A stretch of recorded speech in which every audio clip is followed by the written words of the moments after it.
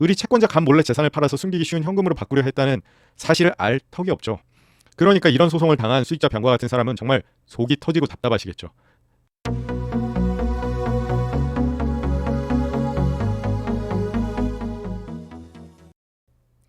안녕하십니까. 서울중앙에 위치한 법률사무소 기준의 전국구 부동산 전문 변호사 권충선 변호사입니다.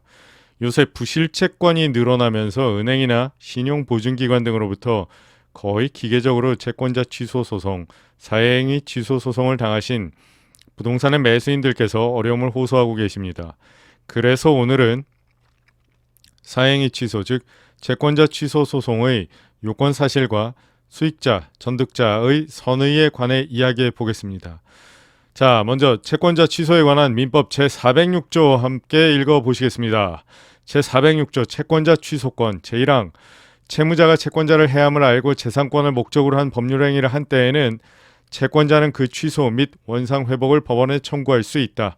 그러나 그 행위로 인하여 이익을 받은 자나 전득한 자가 그 행위 또는 전득 당시에 채권자를 해함을 알지 못한 경우에는 그러하지 아니하다.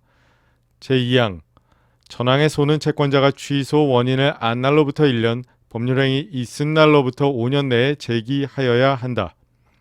우선 채권자 취소권이 무엇인가?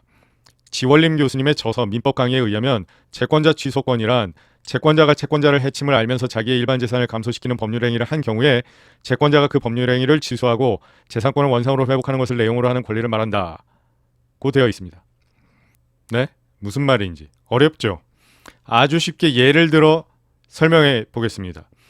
채무자 을이 근저당권도 없는 등기부가 깨끗한 아파트를 갖고 있고 이것이 유일한 재산인데 이것을 수익자 병에게 팔았고 채권자 갑이 수익자 병에게 채권자 취소권을 행사할 수 있다. 뭐 이런 겁니다. 근저당권도 없고 깨끗한 채무자 을의 아파트라면 채권자 갑이 뭐 승소 판결 같은 집행 권한이 있으면 채무자 을의 아파트에다 집행을 해서 즉 경매에 붙여서 거기서부터 자기 채권을 가져갈 수 있는데 이거를 을이 병한테 팔아버리고 소비하기 쉽거나 뭐 숨기기 쉬운 현금으로 바꿔버린다 그러면 채권자 입장에서는 나중에 돈을 받기가 어려워지겠죠. 그래서 책임재산 즉 경매에 붙일 수 있는 그런 재산을 숨기기 쉬운 현금과 같은 형태로 바꾸는 것을 사행위로 볼 수 있다는 겁니다. 만약에 수익자 병 즉 이 사건 아파트의 양수인이 채무자이자 아파트 매도인인 을과는 일면식도 없는 사람이라면 을이 채권자 갑 몰래 재산을 팔아서 숨기기 쉬운 현금으로 바꾸려 했다는 사실을 알 턱이 없죠. 그러니까 이런 소송을 당한 수익자 병과 같은 사람은 정말 속이 터지고 답답하시겠죠. 자, 그럼 이런 억울한 부동산의 매수인 병과 같은 분들은 이 사건을 어떻게 풀어나가야 할지를 알기 위해 간단히 채권자 취소권 발생의 요건 사실을 살펴보고 그 중에서도 매수인 병과 같은 이들은 어떤 항변 사항에 집중해야 하는지 알아보겠습니다. 우선 채권자 취소권의 발생의 요건 사실은 1. 피보전 채권의 존재 2. 채무자의 사해 행위 3. 채무자의 사해 의사입니다. 반면에 피고, 수익자 또는 전득자의 항변 사실 중 가장 중요한 것은 선의 항변입니다. 선의는 무엇이냐? 바로 악의가 아닌 것인데 수익자 또는 전득자가 자신의 선의, 즉 악의가 아니라는 사실을 증명해야 합니다. 자, 그러니까 우리는 선의를 갖고 부동산을 착하게 매수해야 하는 것이죠. 죄송합니다. 농담입니다. 민법에서 선의 악의는 어떤 사실을 알았으면 악의, 몰랐으면 선의로 봅니다. 즉 매도인인 채무자가 채권자로부터 재산을 빼돌릴 생각으로 매수인인 수익자한테 부동산을 팔았다는 것을 수익자인 매수인이 몰랐으면 선의가 되고 이 소송의 피고인 수익자는 선의를 주장해서 승소할 수 있는 것입니다. 그런데 이게 참 어떤 사실을 몰랐다는 것을 어떻게 입증할 수 있습니까?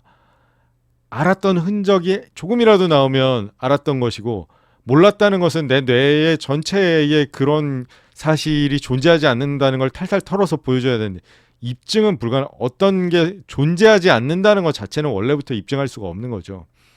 마찬가지로 몰랐다는 것도 몰랐어요.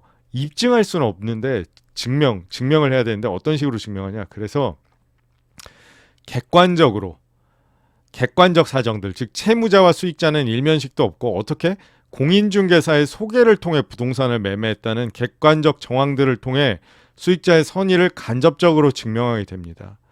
오늘은 복잡하고 어려운 것 같은 사회행위 취소, 즉 채권자 취소 소송에 관하여 간략하게 살펴보았습니다. 판례가 어떤 경우를 수익자의 선의로 판단하는지를 포함해서 앞으로 시간을 좀 더 갖고 사행위 취소 소송, 즉 채권자 취소 소송 시리즈를 통해 살펴보도록 하겠습니다.